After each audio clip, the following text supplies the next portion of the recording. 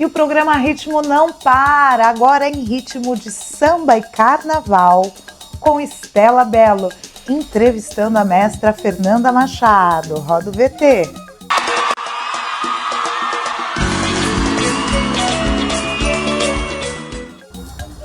O programa Ritmo está aqui em Araucária.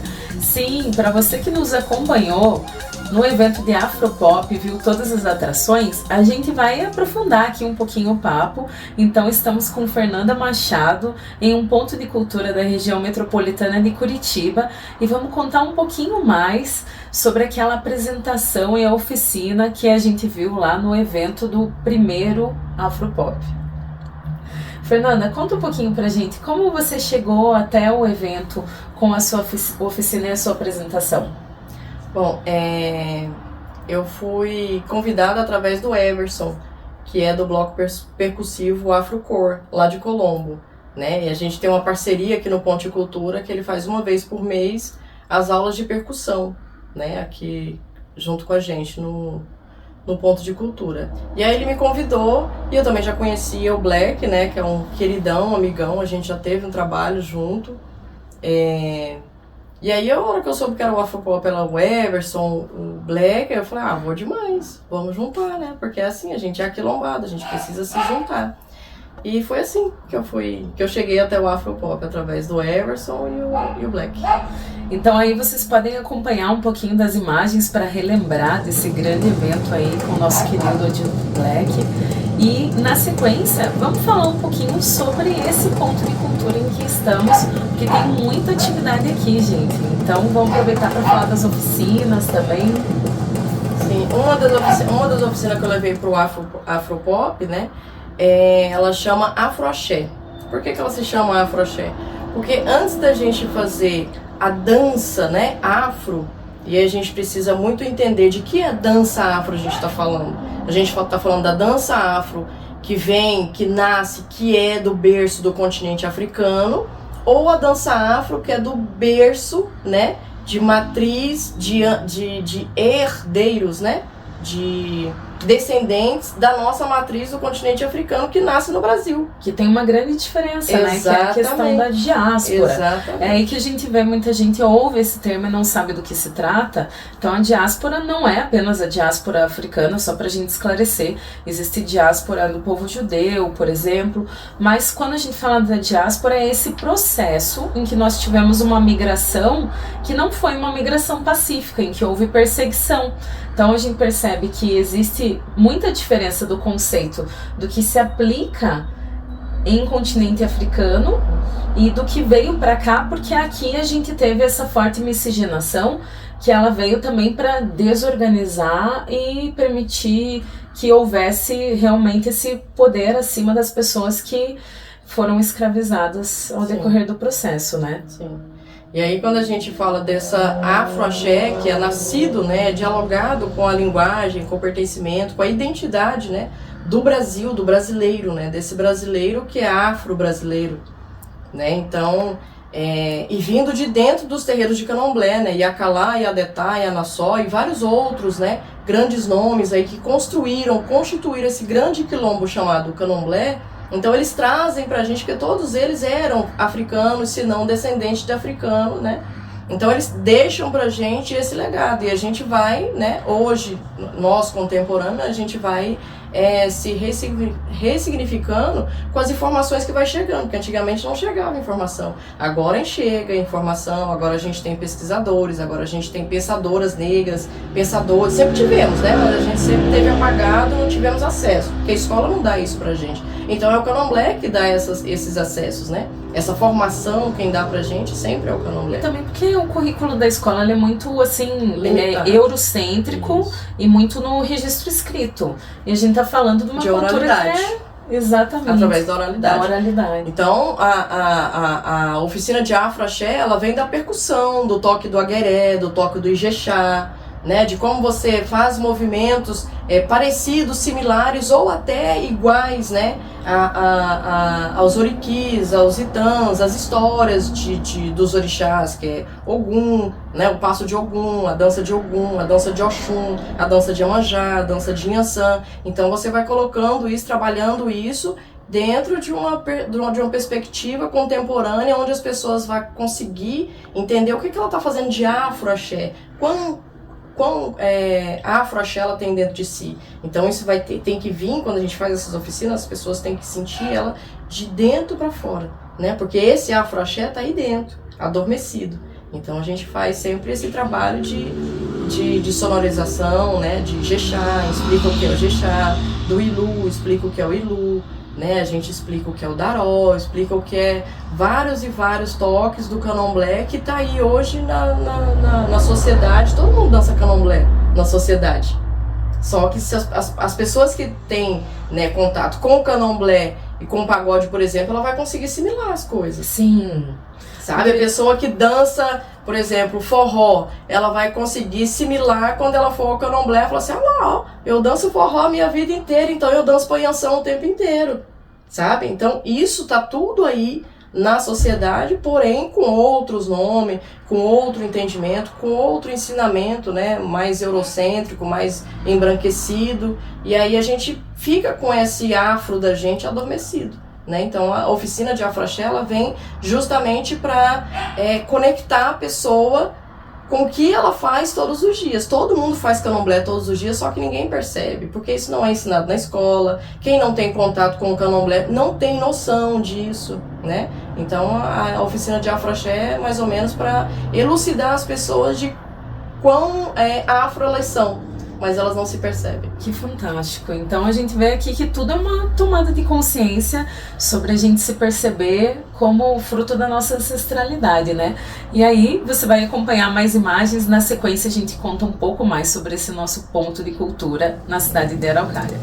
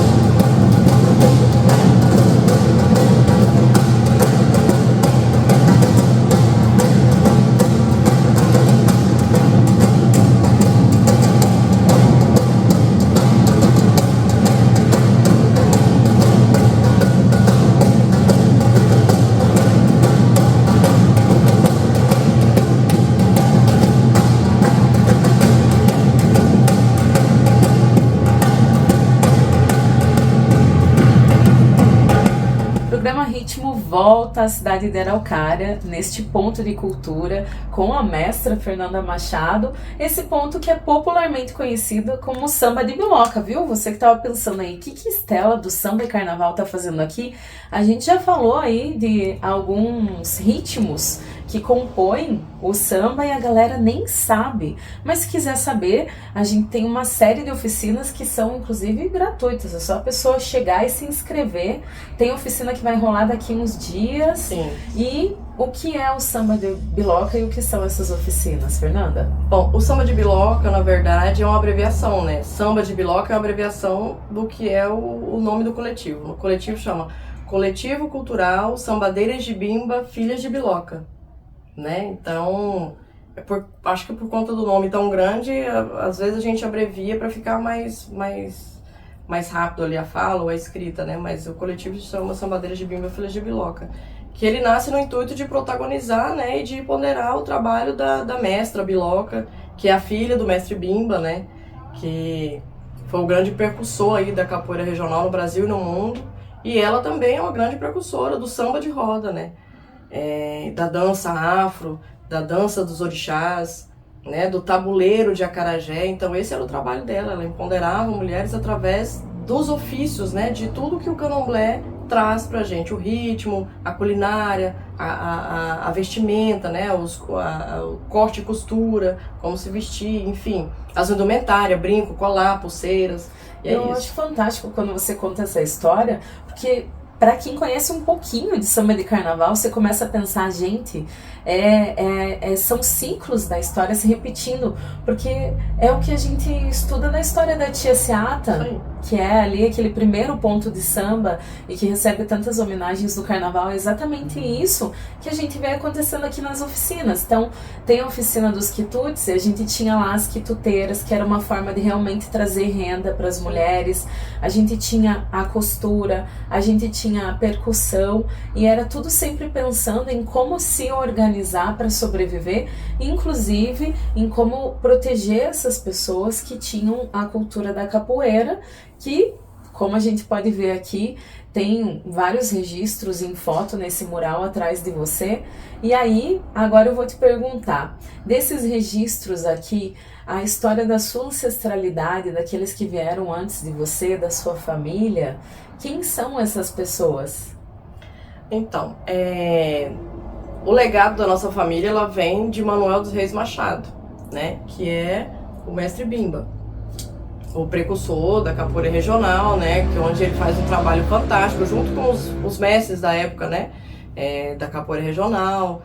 A capoeira era uma infração antigamente, né, ser capoeirista nos primórdios era uma infração, era coisa de vadio, né, no entanto que a gente tinha a lei dos vadios e capoeira, né, que não podia fazer samba de roda, afoxé, jongo e nem capoeira nas praças, nem andar livremente nas ruas. Então o mestre Bimba vem dessa época aí, dessa luta, né, de organizar melhor essa capoeira, de, enfim, mostrar que a capoeira é uma ferramenta de educação, é uma ferramenta de inclusão, é uma ferramenta de emancipação, né, para a sociedade. No entanto que ela está no Brasil e no mundo, dentro das escolas. Hoje a capoeira é a arte, né, a gente fala arte, luta, enfim, como cada um pega a capoeira para si, né, porque a capoeira ela é uma ferramenta de liberdade. Então, cada um conhece a capoeira como a pessoa se reconhece. E a capoeira hoje é a arte que mais, né, faz com que as pessoas falem uma língua só. Então, o Brasil e o mundo canta capoeira em português, né? Ou seja, em português, né? Então, a capoeira é uma arte genuína e de inclusão. Hoje, a maior ferramenta de educação no Brasil é a capoeira. Fantástico. E também a capoeira viaja por todas as fronteiras, né? Assim como o samba de biloca, que tem muita história para contar mundo afora.